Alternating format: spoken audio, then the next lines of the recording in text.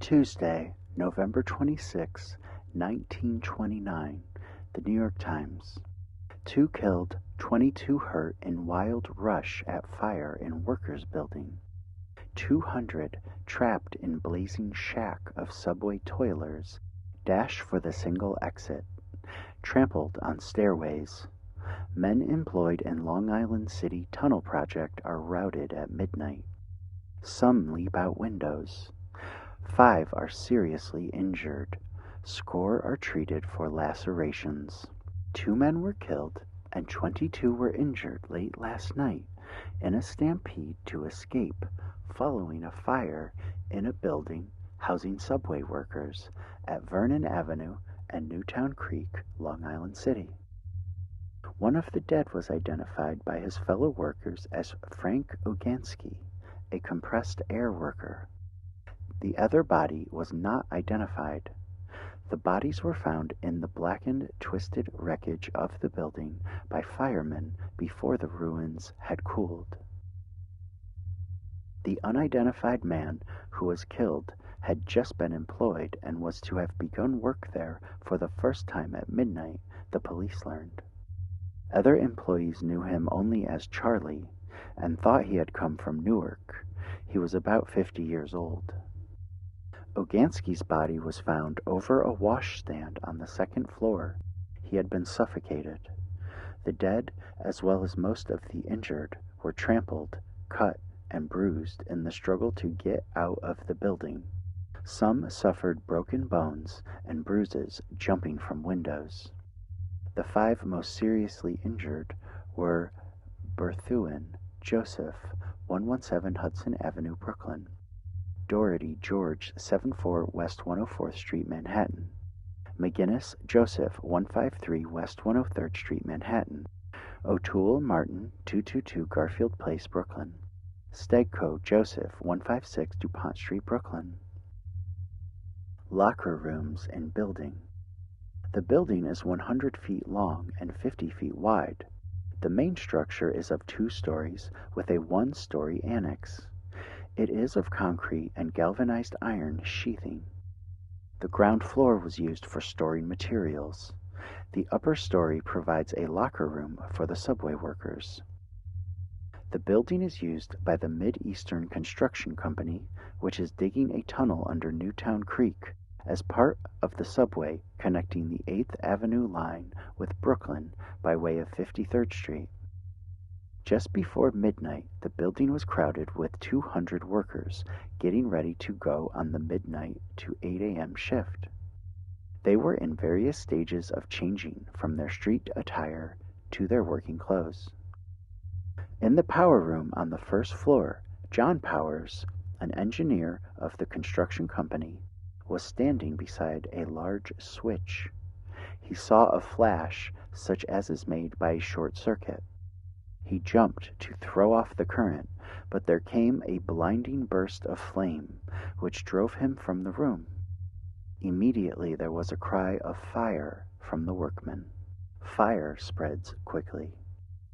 The flames spread through the lower floor as if following a fuse.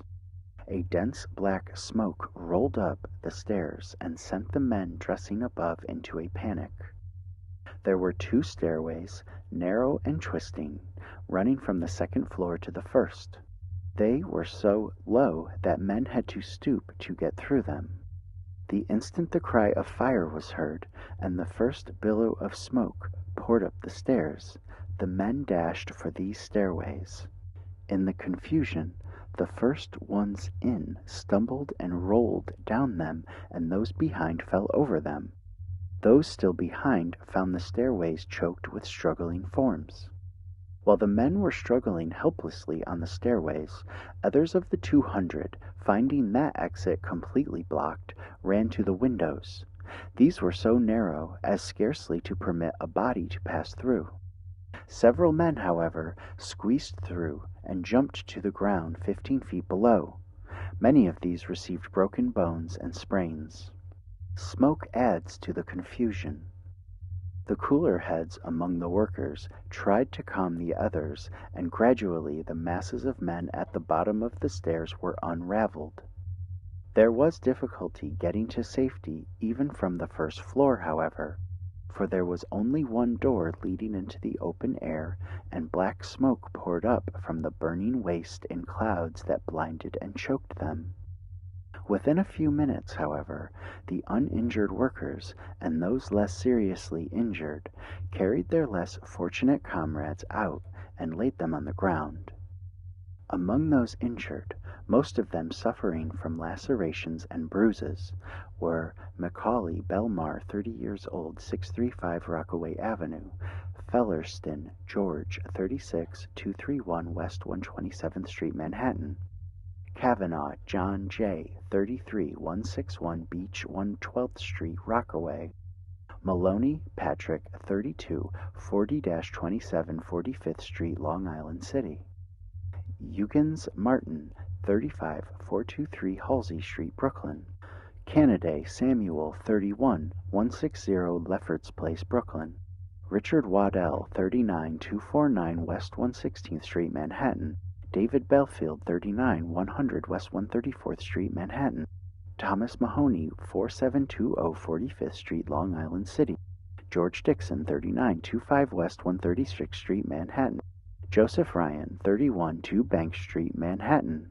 Passers-by in this region of warehouses and railway yards had seen the smoke and fire, heard the shouts of the imprisoned men, and had turned in an alarm.